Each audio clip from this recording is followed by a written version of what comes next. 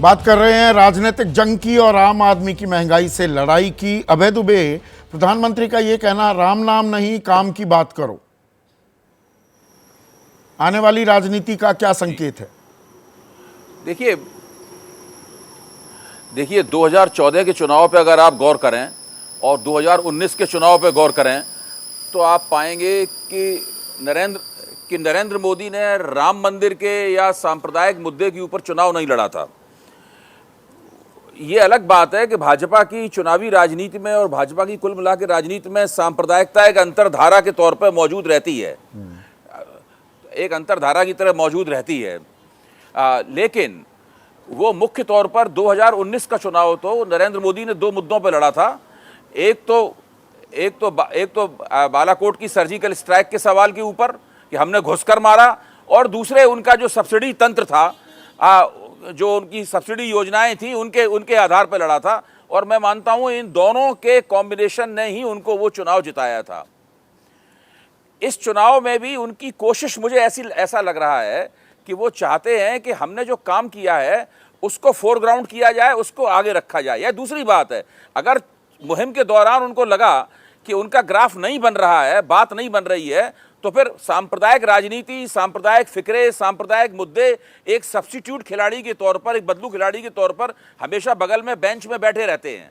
वो आके मैदान में उतार दिए जाएंगे। लेकिन अभी शुरू में नरेंद्र मोदी का दांव पूरा का पूरा अपने काम पर ही चुनाव लड़ने का होगा, ऐसा मुझे लगता है। तो यहां पर जो ये इंडिया नाम का गठबंधन जो बन गया है, अब उसे पार्टी भी कहने लगे हैं। आज भी राज्यसभा में मल्लिकार्जुन खड़गे ने कहा इंडिया पार्टी ये सवाल पूछ रही है। ये गठबंधन जो एक शक्ल, एक जामा अख्तियार करता दिख रहा है, और पिच अब विपक्ष कुछ मामलों में तैयार कर रहा है जो बीजेपी करती आ रही थी।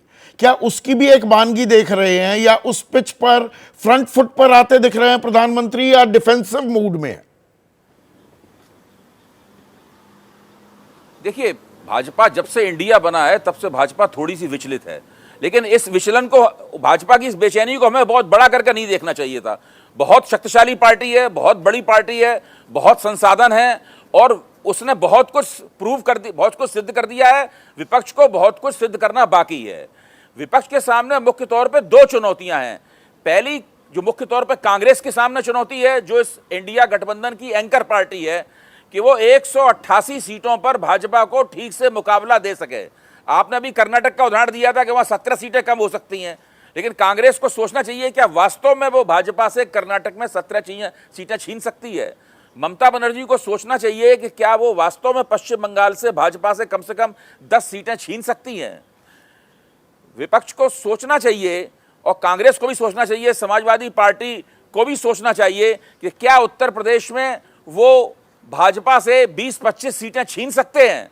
अगर वो छीन सकते हैं तो वो लड़ाई में हैं, वरना केवल विधानसभा चुनावों के नतीजे के मुताबिक अगर कल्पना की जाए कि भाजपा चुनाव हार जाएगी, तो 2019 में भी नहीं हारी थी और 2024 में भी नहीं हारेगी। तो मतलब एक संयुक्त उम्मीदवार विपक्ष खड़ा कर पाएगा या नहीं, ये बड़ा सवाल है। पत्रकारिता कोई इमोशन नहीं है, ना अपना कोई ज्ञान देना है और ना कोई विचार थोपना है। पत्रकारिता क्या है? पत्रकारिता का मतलब है सही जानकारी इकट्ठा करना और तथ्य बताना। पत्रकारिता आज जितने महत्वपूर्ण दौर में है, शायद पहले नहीं थी। इस दौर से निकलने के लिए सिर्फ सच दिखाने की जरूरत है, वो सच जो आपके हित को आगे रखे। इसलिए अब रात 9 बजे प्राइम टाइम नहीं होगा, ये आपका टाइम है। जगविंदर पटियाल के साथ देखिए पब्लिक इंटरेस्ट, सोमवार से शुक्रवार रात 9 बजे सिर्फ एबीपी न्यूज पर। एबीपी न्यूज आपको रखे आगे।